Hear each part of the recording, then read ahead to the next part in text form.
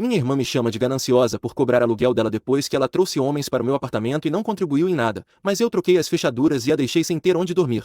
Eu permiti que minha irmã Gena morasse comigo quando ela estava passando por um divórcio difícil. Já se passaram 7 meses desde que ela mora comigo. Gena foi casada com um homem rico por quase uma década, depois da qual ele a traiu e ela o deixou. Ela saiu de casa impulsivamente com raiva, mas não sabia para onde ir. Ela era uma dona de casa. Seu marido era bastante rico. Eles não tinham filhos e ela levava uma vida luxuosa. Ela estava acostumada a uma vida fácil e quando de repente foi jogada em uma realidade difícil não sabia o que fazer. Os amigos que ela tinha eram em sua maioria esposas dos amigos do marido, então ela não podia procurar abrigo em suas casas. Ela deveria receber uma pensão alimentícia, mas os trâmites do divórcio ainda estavam em andamento, então ela precisava de um teto até então. Nossos pais moram no interior e Gena não queria ir para lá, então ela recorreu a mim esperando que eu fosse sua salvadora. Apesar de morar na mesma cidade por tantos anos, Gena nunca me visitou. Ela estava tão ocupada com sua vida despreocupada que nunca se preocupou em ver como eu estava além de mensagens e ligações ocasionais. Eu também não precisava da ajuda dela, estava me virando sozinha. Gena e eu tínhamos um relacionamento decente enquanto eu crescia. Temos uma diferença de idade de 7 anos, então quando ela começou sua vida adulta eu era uma adolescente vivendo minha vida. Logo ela se mudou para a cidade para morar com um namorado. Ela estava buscando sua carreira de modelo na época. Teve mais alguns relacionamentos antes de conhecer seu ex-marido e se casar. Ela não teve muito sucesso, apenas alguns trabalhos aqui e ali e abandonou sua carreira de modelo depois de se comprometer com seu ex-marido. Eu moro em um pequeno apartamento de um quarto e mal consigo pagar minhas contas. Tenho um trabalho modesto que só cobre meu aluguel e contas. Eu não estava animada com a ideia de ter uma colega de quarto,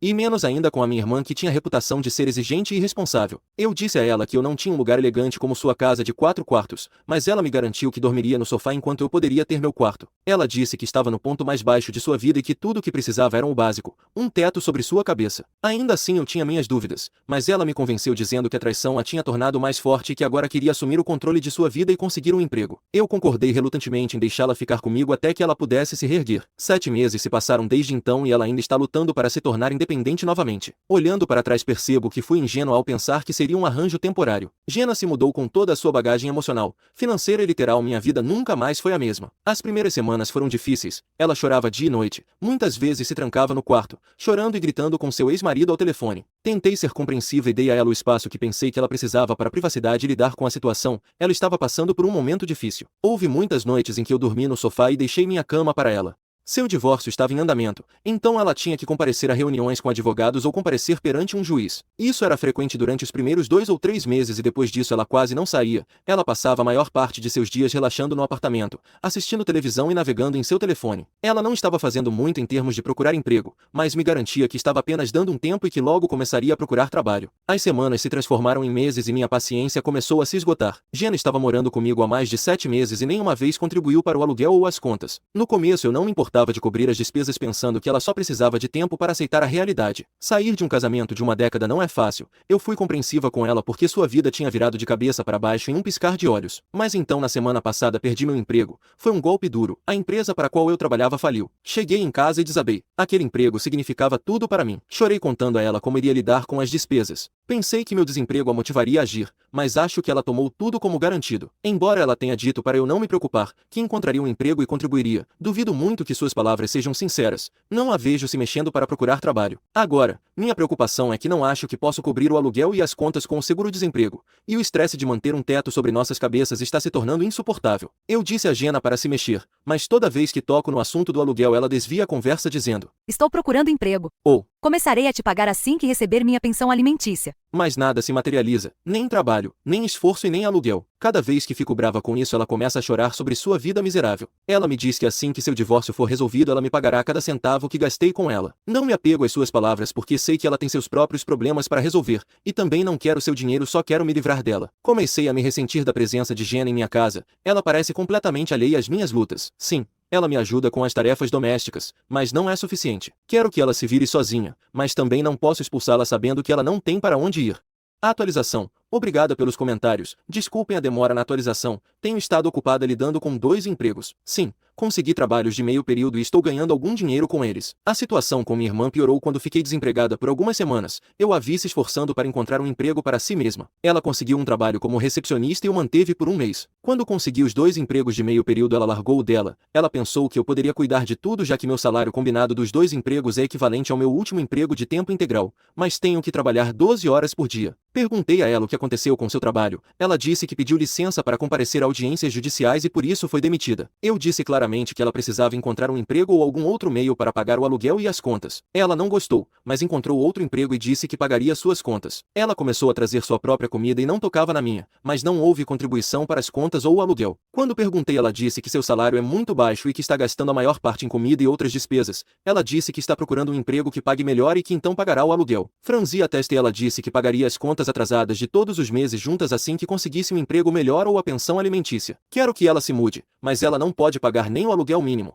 Como diabos ela poderia alugar um lugar sozinha? Passaram-se mais 2 meses e nada mudou. Jenna ainda não podia pagar o aluguel. Continuava perambulando pelo meu apartamento e não pagava um centavo nas contas. Em sua defesa, ela dizia: O que mais você quer que eu pague? Eu trago minha própria comida. Você ainda tem que pagar o aluguel e as contas mesmo se eu não estivesse aqui. Então como estou te sobrecarregando? Na verdade, estou te ajudando, colaboro com as tarefas domésticas e você nunca me agradece por isso. Normalmente não me envolvo em conversas com ela, mas cheguei ao meu limite e respondi: Deixe-me te dar uma lição de realidade caso você não tenha entendido. Suas 12 horas ininterruptas assistindo televisão e mantendo as luzes acesas aumentam significativamente a conta de luz. Além disso, se você não estivesse aqui eu teria conseguido um colega de quarto que realmente me pagasse em dinheiro de verdade e não em promessas vazias. Ela me olhou com os olhos arregalados e disse: Quem aceitaria morar neste apartamento sujo? E ainda por cima no sofá da sala? Fiquei perplexa com suas palavras. Meu apartamento não é o melhor da cidade, mas definitivamente não é sujo. E mesmo que fosse, é o mesmo lugar que lhe deu abrigo quando ela não tinha para onde ir. Rapidamente ela se retratou e disse: Desculpe, eu não vivi neste tipo de lugar, então é difícil para mim acreditar que as pessoas alugam sua sala de estar. Mas não se preocupe, vou te pagar todas as contas assim que meu divórcio for resolvido. Estou anotando todo o dinheiro que te devo até agora. Eu queria dizer a ela quanto ela me devia de acordo com meus cálculos, mas não queria me envolver em uma conversa com ela. Depois da conversa, a tensão entre nós se tornou evidente. Cada conversa que tínhamos parecia terminar em uma discussão. Para ser honesta, na maioria das vezes era eu quem ficava irritada com ela e discutia porque ela não estava disposta a assumir responsabilidades. E para piorar as coisas, descobri que ela estava trazendo rapazes quando eu não estava. Um dia cheguei em casa mais cedo e encontrei um homem estranho relaxando no meu sofá. Perguntei a ela sobre isso e ela disse que era um amigo do trabalho que a tinha acompanhado e que ela o convidou para tomar um café. Uma semana depois encontrei um cara saindo do meu banheiro. Senti que meu espaço tinha sido violado. Era evidente que ela estava trazendo homens para o meu apartamento na minha ausência. A confrontei sobre isso, mas ela descartou dizendo que precisava de distrações para lidar com o estresse do divórcio. Eu disse que ela poderia ter todas as distrações que quisesse, mas não no meu apartamento. Deus sabe que tipo de infecções esses homens trouxeram. Eu queria ser compassiva, mas era difícil sentir simpatia por alguém que estava se aproveitando da minha generosidade. Sabia que se não tomasse medidas drásticas logo acabaria em sérios problemas financeiros. Foi então que soube que precisava ser firme. Sentei Jenna e disse a ela que minhas finanças estavam apertadas e que eu precisaria de um colega de quarto. Então se ela realmente quisesse ficar comigo teria que começar a pagar o aluguel ou teria que ir embora. Não estava pedindo muito, apenas o suficiente para cobrir sua parte do aluguel e das contas. Mas Jenna não aceitou. Ela pensava que ao trazer sua própria comida já tinha feito sua parte. Ela me chamou de gananciosa e egoísta, me acusando de me preocupar apenas com dinheiro e não com a família. Disse que eu estava sendo cruel com ela em seu momento de necessidade e que eu era uma irmã terrível. Fiquei atonita. Depois de tudo que fiz por ela, como ela podia me chamar de gananciosa? Ela sabia da minha situação, que eu tinha perdido meu emprego e estava trabalhando 12 horas para me manter, e ainda assim ela agia dessa forma. Respondi a chamando de aproveitadora e ela saiu de casa furiosa. Então ela fez o pior. Em vez de refletir sobre seu comportamento, falou mal de mim para nossos pais, que moravam em outra cidade e não sabiam o que estava acontecendo. No dia seguinte recebi uma ligação da minha mãe. Ela estava chateada dizendo que Jenna havia contado a ela que eu estava tentando expulsá-la. Ela disse: Como você pode ser tão insensível, especialmente quando Jenna está passando por um momento tão difícil? Tentei explicar meu lado da história, mas estava claro que meus pais já tinham formado uma opinião. Eles ficaram do lado de Jenna dizendo que eu precisava apoiá-la não importa o que. Perguntei se eles estariam dispostos a ajudar enviando dinheiro para cobrir a parte do aluguel de Jenna. Houve um longo silêncio do outro lado da linha antes de meu pai falar dizendo: Este é um daqueles raros momentos em que você precisa agir como uma pessoa responsável e ajudar sua irmã. Fiquei furiosa com a exigência deles. É fácil falar quando não são eles que estão pagando a conta. Me senti traída pela minha própria família que parecia se preocupar mais com o bem-estar de Jenna do que com o meu. Eu estava miserável trabalhando 72 horas por semana e ganhando $40 por hora. Queria desistir de um dos empregos e me concentrar em encontrar um trabalho em tempo integral com um bom salário, mas não posso desistir nesta situação. Preciso dos 2 empregos para sobreviver. Tornou-se mental e fisicamente exaustivo para mim. Depois daquela ligação soube o que tinha que fazer. Não podia continuar sacrificando minha própria estabilidade pelo bem de Jenna, especialmente quando ela não estava fazendo nenhum esforço para melhorar sua situação. Dei a ela um ultimato final. Ou ela começa a pagar o aluguel e as contas, ou ela tem que ir embora. Disse a ela que tinha 2 semanas para pagar ou fazer outros arranjos de moradia. Jenna ficou furiosa, me acusou de ser insensível e gananciosa, mas mantive minha posição, não podia me dar ao luxo de deixá-la ficar mais tempo sem contribuir. A gota d'água foi quando ela teve um ataque de raiva dizendo que não precisava da minha caridade e que encontraria um lugar para morar sozinha. Eu disse: Tudo bem, veremos. As 2 semanas se passaram e Jenna ainda não pagou o aluguel nem fez planos para se mudar, então fiz a única coisa que podia fazer, troquei as fechaduras enquanto ela estava fora. Quando ela voltou naquela noite e se viu trancada para fora, me ligou em pânico, implorando para que a deixasse entrar. Mas eu já tinha tomado uma decisão, disse a ela que precisava encontrar outro lugar para ficar e desliguei o telefone. Eu a vi da minha janela saindo do apartamento em desespero. Me sinto mal por ela, mas o que mais eu poderia fazer? Meus pais também me ligaram, mas eu os ignorei. Não posso mais continuar apoiando Jenna se ela não quer melhorar sua vida, não posso fazer nada a respeito. Atualização 2. Os dias seguintes foram difíceis. Jenna me ligou várias vezes deixando mensagens de desculpas e súplicas para que eu a deixasse voltar. Ela tentou me manipular dizendo que estava passando por um momento difícil e que eu estava sendo cruel ao abandoná-la quando mais precisava de mim. Até tentou me fazer sentir culpada dizendo que nossos pais estavam decepcionados comigo por dar as costas à família. Mas eu não cedi. Meus pais também tentaram de todas as formas me convencer a recebê-la de volta, mas eu permaneci firme. Finalmente eles ofereceram pagar a parte do aluguel de Jenna, mas naquela altura eu já havia colocado minha sala de estar para alugar e encontrado um companheiro de quarto disposto a se mudar imediatamente. Eu não podia perder essa oportunidade. Sabia que se deixasse Jenna voltar acabaria na mesma situação lutando para pagar as contas e lidando com suas desculpas e as de meus pais. Meus pais não entendiam meu ponto de vista sobre por que eu não queria voltar a morar com Jenna. Eles até me ameaçaram dizendo que cortariam contato se eu não a recebesse de volta. Eu respondi: Façam isso, com certeza não vou recebê-la de volta sob nenhuma circunstância. Eles cortaram todo o contato comigo, mas eu não me importei nem um pouco. Mais tarde soube por amigos em comum que ela estava dormindo em sofás de conhecidos tentando encontrar uma solução de moradia mais permanente. Senti um pequeno remorso ao saber que ela estava sem lar, mas também me senti aliviada. Pela primeira vez em meses eu tinha meu espaço novamente e me senti bem por não ter que lidar mais com o constante estresse de sustentar alguém que não apreciava isso. Deixei um dos meus trabalhos de meio período e procurei um emprego melhor, e em um mês consegui um. No entanto, recentemente minha mãe me ligou de repente e se desculpou por ter me pressionado tanto para ajudar Jenna. Perguntei o que os fez mudar de opinião. Foi então que soube de toda a verdade por trás do divórcio de Jenna. Não era o marido dela que a estava traindo. Na verdade, ela estava saindo com outros homens. Seu marido a pegou em flagrante traindo com um colega e quando ele a confrontou ela não demonstrou nenhum remorso. Ela não queria trabalhar e ele estava bem com isso, mas depois de descobrir sua infidelidade ele teve o suficiente. Pediu o divórcio e se certificou de que ela saísse de mãos vazias, sem pensão alimentícia, sem apoio financeiro, nada. Ele queria lhe dar uma lição e parecia que a vida estava fazendo o mesmo. Perguntei à minha mãe como ela sabia de tudo isso. Ela disse que o marido de Jenna revelou a verdade. Inicialmente meus pais estavam relutantes em acreditar, mas então ele enviou as provas que eram difíceis de negar. Perguntei por que de repente depois de tantos meses seu marido decidiu expô-la. Minha mãe disse: Depois que você expulsou Jenna do seu apartamento, ela nos ligava reclamando de sua vida miserável. Ela queria que vendêssemos nossa fazenda e dessemos o dinheiro a ela para alugar um apartamento e começar um negócio. Você sabe como seu pai é. Ele quase vendeu a fazenda e pediu a ela que obtivesse a pensão alimentícia de seu marido. Ele te traiu, então ele deveria pagar a compensação. Ele disse, mas ela disse que seu advogado era fraco e não conseguia a pensão para ela. Seu pai ficou bravo e pediu que ela enviasse os documentos do caso para que ele pudesse revisá-los com outro advogado. Ela disse que não tinha documentos já que seu marido havia destruído tudo. Parecia inacreditável, mas seu pai ligou para o marido de Jenna para confrontá-lo. Nós ficamos chocados quando ele revelou toda a verdade sobre Jenna, enviou todas as capturas de tela das conversas recuperadas do telefone dela, e era revoltante.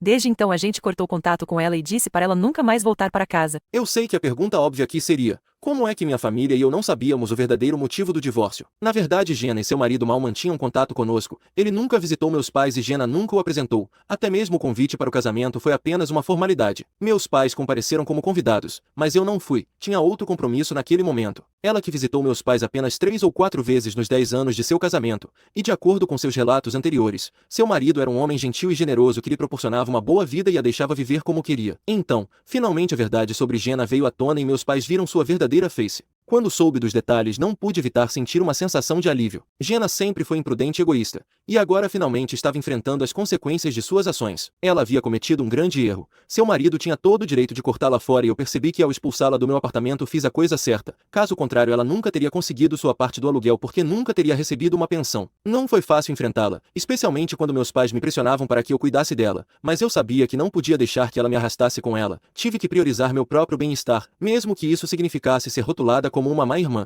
Atualização 3. Já se passaram vários meses desde a última vez que compartilhei o que estava acontecendo. Felizmente as coisas melhoraram muito para mim graças ao meu esforço e dedicação no meu novo trabalho. Fui promovida, o que me permitiu me mudar para um novo apartamento. Este é muito melhor que o anterior, e o melhor de tudo, agora não preciso compartilhá-lo com ninguém. Pela primeira vez em muito tempo sinto que tenho controle total da minha vida e do meu espaço, e a tranquilidade que isso me proporcionou é inestimável.